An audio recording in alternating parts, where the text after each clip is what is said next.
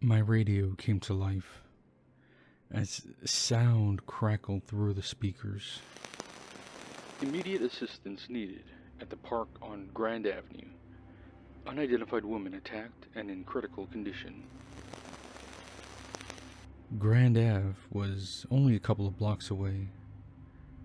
I turned the car's ignition on and picked up the radio while clicking the side button.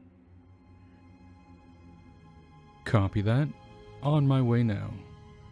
Any information as to the nature of the attack? That's a negative, was the distorted reply. I backed the car out onto the road and made the short journey to Grand Ave. Even from the distance, I could hear the wail of other first responders quickly heading over there as well. Whatever the problem was, it seemed to be big. After a few minutes, I pulled up to the scene and, with a quick flash of my badge, crossed the police tape. I made my way past the ambulances and other first responder vehicles to where a group of people, dressed in their correlating uniforms, stood huddled around a singular area. A police officer looked back and seemed to recognize me, probably from the academy, and stepped back to let me take a glimpse of what was causing the commotion. I whistled through my teeth. There was a woman lying on the floor. Well, the only way I knew it was a woman was because I was told so. The woman that laid before me was so disfigured, it was impossible to tell what she actually looked like. She was covered in thousands of toothpicks, every single one embedded deeply into her skin. Streams of blood flowed through each incision, coating her entire body red and covering the ground near her. And yet, she was still alive. She was very obviously and painfully breathing every couple of seconds. A nearby paramedic informed me that it wouldn't be the case for much longer. We can't move her. It just drives the toothpicks into her skin further, which increases the problem. We can't remove them either, he said solemnly. Why not? I asked. He looked up at me, and for the first time, I saw the fear in his face. That's just it. We can't. The toothpicks all have a barbed spike on the tip, meaning the only direction they move is downwards, and we don't want that. We've tried to insert a catheter to induce an artificial respiration, but we can't get that in. He gestured wildly towards the woman. There are toothpicks up her damn nose. I stared at the woman a while longer. I looked at her chest heave as she struggled to take a breath before coming back down again, pushing the toothpicks further into her skin, which increased the already alarming rate of blood flow. I looked at the paramedics who were coming to the slow realization that this person was going to die a slow and painful death. And there was nothing they could do about it. I had seen many things in my career, but this took the cake. I used to pride myself on staying calm during any situation. I was able to stay stoic and take control of any situation. But this time was different.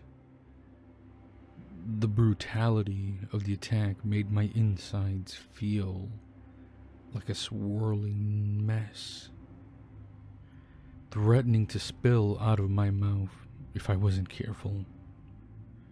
Everything about this just seemed so wrong. The human body wasn't built to be treated like that. There was an internal instinct to run away from this, stemming from a primal fear ingrained into my brain. But I couldn't. While the situation filled me with such a fear of the unknown, I had to stay. I had a job to do, after all. I turned back to the paramedic. "How was she found?" He sighed. "Exactly like she is now. A passerby called emergency services. We've tried to help her in any way we could, but..." He trailed off the end of his sentence, his gaze shifting into the distance. "Is there anything else I should know?" I asked. He looked back at me, but not directly. His eyes appeared foggy and seemed to linger at a faraway point without really comprehending what he was looking at. Grief, I assumed. Yeah.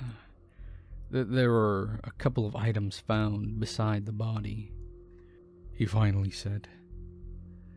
He left to go get it and came back with both a small folded piece of paper in his hands and a small silver wristwatch, which he passed on to me.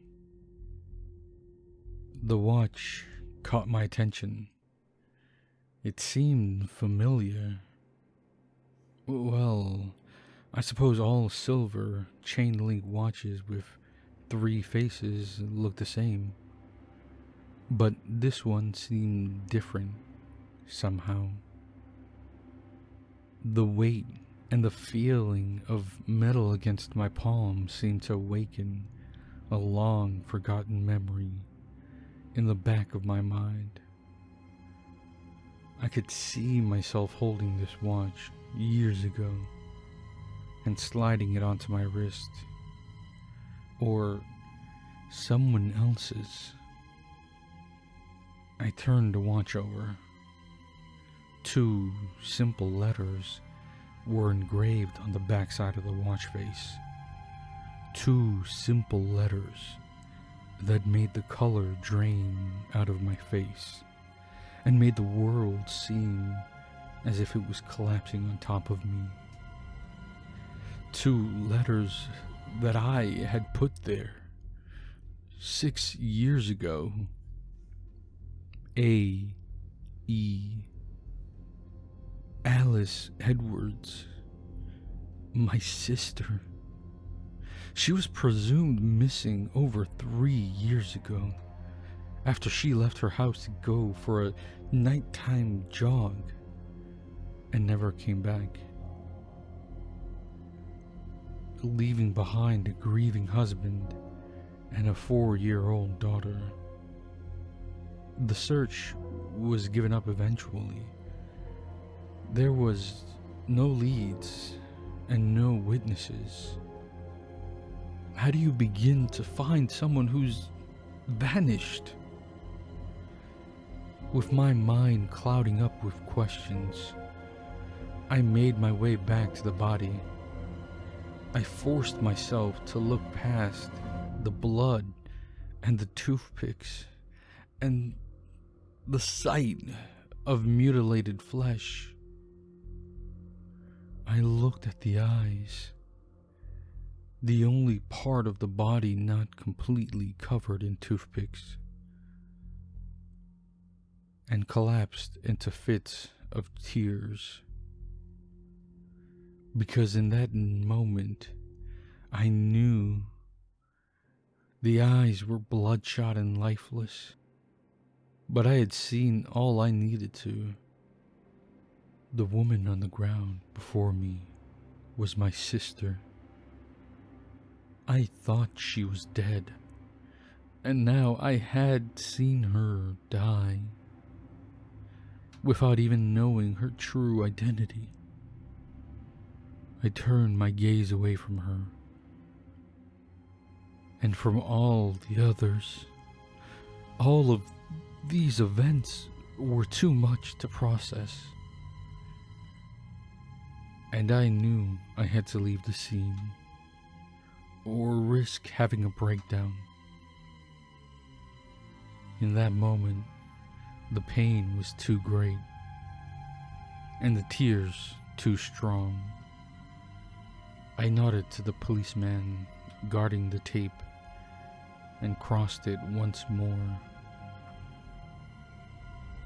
As I left, I became aware of a piece of folded paper in my hands, given to me by the paramedic, as it was also found near the body. I opened it up. What do you think of my little hedgehog? If you liked this, don't worry. My zoo has only just begun.